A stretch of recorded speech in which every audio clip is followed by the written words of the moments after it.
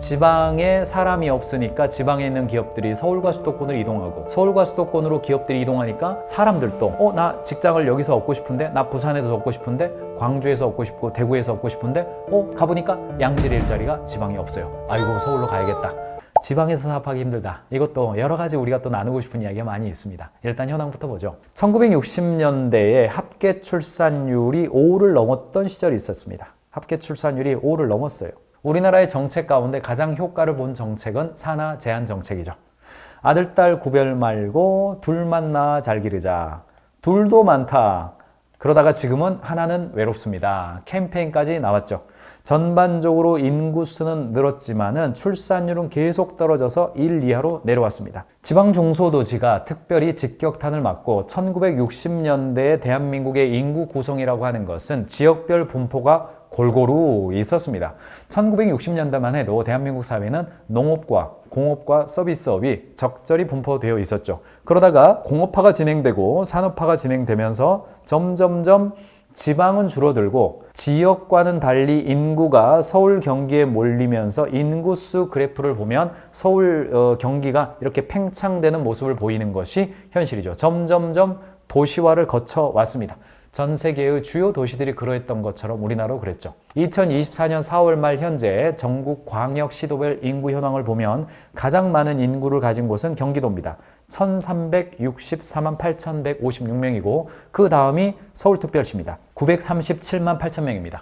1000만 명에서 인구가 많이 경기도로 빠져나갔기 때문에 서울특별시와 경기도 합쳐서 수도권이 약 2200만 명 정도, 2300만 명 정도가 서울과 경기도에서 살고요. 나머지가 부산광역시, 대한민국 제2의 도시다라고 부르지만은 320만 명밖에 안 됩니다. 그리고 그 다음이 경상남도 320만 명, 인천광역시가 300만 명 정도 수준이죠.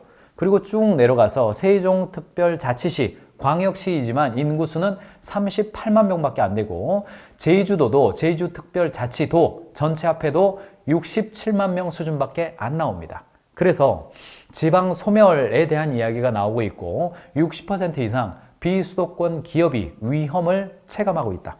상당히 체감하고 있다. 비수도권 기업들 뭘 통해서요? 사람 뽑으려고 그러면 안 오죠. 수도권과 비수도권 간의 불균형은 더욱더 확대되었다라는 말이 약 60% 정도가 있습니다. 지방 기업들이 지방에 있고 싶어도 일자리가 있어야 있고 싶죠. 전체 사업체 수 804만 개 중에서 서울이 전체의 20%인 166만여 개가 서울에 몰려 있습니다. 그 다음에 어디예요? 당연히 경기도죠. 전체의 26%인 211만 개가 경기도에 있고요. 그 다음이 어디냐면 대전, 충청권. 여기 있죠? 그래도 수도권에 가까이 붙어 있는 대전, 충청권이 10.2%, 81만 개의 기업이 있습니다. 그 다음이 광주, 전라의 9.7%, 대구, 경백의 9.3%, 부산, 울산이 7.3%, 인천이 좀 선전하고 있습니다. 인천 하나의 도시에 43만 개가 몰려 있습니다. 취업자 수 기준으로 보면 서울에 490만 명이 몰려 있습니다. 경기도에 650만 명이 몰려 있어요.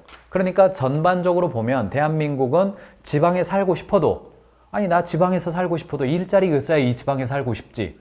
일자리도 다 서울과 수도권에 몰려있는 형국이다. 기간이 지나가면서 보니까 수도권과 비수도권의 기업 수와 종사자 수를 보니까 기업 수는 수도권이 점점 늘어나는 방향으로 갔고요. 그 다음에 비수도권은 줄어드는 방향으로 갔습니다. 종사자 수도 수도권이 늘어나고 비수도권은 줄어드는 방향으로 점점 더 수도권화는 지속되었습니다. 그러다 보니까 지방 소재에 있는 기업들이 겪는 가장 큰 어려움, 인력 확보가 어렵다. 이게 이제 악순환이죠. 지방에 사람이 없으니까 지방에 있는 기업들이 서울과 수도권으로 이동하고, 서울과 수도권으로 기업들이 이동하니까 사람들도 나도 나 직장을 여기서 얻고 싶은데, 나 부산에서 얻고 싶은데, 광주에서 얻고 싶고, 대구에서 얻고 싶은데 얻고 싶은데 가보니까 양질의 일자리가 지방에 없어요. 아이고, 서울로 가야겠다. 역시 사람은 한양으로 보내고 말은 제주로 보내고, 이 이야기가 나오는 겁니다. 압도적으로 많죠. 판로 개척, 자금 조달, 기술 개발, 사업 기회, 물류 인프라, 이것보다도 인력 확보가 어렵기 때문에 그렇다. 압도적으로 많습니다. 저도 경기도나 서울에서 벗어난 기업들이 제조업이 많죠. 근데 제조업을 하다가 디지털을 기반으로 해서 B2C 한번 도전해 보겠다. 영업 도전해 보겠다. 브랜딩, 마케팅 한번 도전해 보겠다. 사람 뽑죠. 파주로 누가 가겠습니까? 양주로 누가 갑니까? 용인으로 누가 갑니까? 잘 안 가죠. 그러니까 저도 어쩔 수 없이 아이고 대표님 마케팅 팀은요 서울에다가 사무실 하나 더 냅시다. 서울 사무소 내고 거기에 센터장 세우고 거기에 딱 5명만 마케팅팀 구성해서 B2C 사업 진행합시다. 저도 지난 수년 동안에 마케팅팀을 구성하기 위해서는 서울 역세권에다가 사무실 만들어야 됩니다. 아이고 패스트파이프라도 가십시오. 거기라도 들어가서 일단은 2년 계약하고 한번 해봅시다. 저도 그런 이야기를 했죠. 지역별 일손 부족 현황을 보니까 2019년 회색입니다. 2023년 다 더 어려워졌습니다. 전남, 충남, 충북, 경기, 인천, 부산, 서울도 어렵다고 그래요. 지역별 일손 부족 현상은 지방일수록 더 높습니다. 직종별 인력 부족 업체 비중을 보니까 2019년 대비해서 23년 생산 현장직이 가장 많이 어렵다고 했고요. 일반 사무직 비슷하고 연구개발직도 더 어려워졌다라고 이야기를 하고 있는 겁니다. 지역별 소멸 위기 지역도 나옵니다. 이게 이제 지방 소멸 위기 지도가 정부에서 발표도 하고 있죠. 그래서 지역별 소멸 위험 지수 및 특징을 보니까 가장 좀 어려운 데가 이제 대구, 군위 이런 건 가능한 좀 잘 발표 안 하는 게 좋은데 왜냐하면 이렇게 확산 효과 때문에요. 대구, 군위가 이제 0.09예요. 이건 참 어떻습니까? 이게 합계 출산율 이야기인데 0.09면 현재의 세대가 물러가면 더 이상 그 마을에는 없는 겁니다. 사람이 없어요. 전북 장수가 0.15, 경남 거창이 0.23, 전남 화순 0.28, 충남 아산 0.81, 경기 화성 1.28 이런 문제들이 있게 되는 겁니다. 그러니까 군 단위에서 한 세대가 지나가면 다음 세대는 아예 없는 겁니다. 여기는 자동으로 그린벨트가 되죠. 자동으로 그린벨트가 됐어요. 지방소멸 위기 지도를 보니까 고소멸 위기 지역이 빨간색입니다. 빨간색이고요. 이제 초록색이 소멸 위험 보통이다. 초록색이 보통이에요. 몇 군데 없습니다. 없죠. 몇 군데 없고 이 빨간색들을 보면 여기는 거의 위기가 굉장히 심각하다라는 지역 되겠습니다. 이 전남 남쪽에 있는 섬 지역들은 그냥 제 고향이 여기입니다. 제 고향 신안입니다. 신안 하면 떠오르시는 곳이 이제 백제의 보물 떠올리시면 60대인 거고요. 40대 정도면 이제 신안 소금 떠올리실 거고 30대 이하는 천사의 섬, 튤립, 샤넬 패션쇼 뭐 이런 거 슬로우시티 아마 그렇게 떠올리시겠죠. 저의 고향 신안군 지도도 빨간색으로 그냥 시뻘겋습니다. 저도 나왔으니까 저도 거기에다가 나왔으니까요. 지방 소멸 위기 지도가 나오고 있는 겁니다. 지역별 도시 지역별 인구 현황을 보면 아까 말씀드렸습니다. 점점점 전체 인구 대비 도시 인구가 증가하고 있는 상태로 나타나고 있고요. 시, 군, 구별 도시 지역 인구 비율을 보면 차라리 울릉도와 독도가 소멸 가능성이 더 적어요. 오히려 그냥 울릉도가 더 사람들이 더 많아요. 이 진한 곳들, 이 파란색으로 진한 곳들 소멸 지역이 더 높은 상황으로 나오고 있는 겁니다. 도시, 비도시 지역별 인구 변동 추이를 보니까 점점 더 2018년 대비해서 2022년 비도시 지역 인구는 확 줄어들고 있고요. 인구 변동 추이가 점점점 더 줄어들고 있는 그림이 나오고 있습니다. 모든 그래프를 보더라도 우하향 곡선으로 내려가고 있는 겁니다. 일자리를 찾아 고향 등지는 청년들, 서울 바라기는 선택이 아닌 생존의 문제였다라는 기사 나오고 있는 겁니다. 직업 때문에 지역별 순이동 현황을 봤더니 서울이 순증입니다. 순증인 곳이 인천 순증입니다. 2019년 대비해서 2023년 서울과 인천 정도가 순증이고요. 나머지는 감소인데 감소의 추세가 얼마나 더 많냐, 감소의 추세가 얼마나 좀 덜하냐의 문제 차이는 좀 있겠습니다. 대전 같은 경우는 감소이긴 하지만 감소의 추세가 조금 더 줄었다라고 볼 수 있겠습니다. 자, 충남이 조금 늘었습니다. 제주 많이 줄었습니다. 증이다가 인구가 줄어드는 방향으로 역전되기도 했습니다.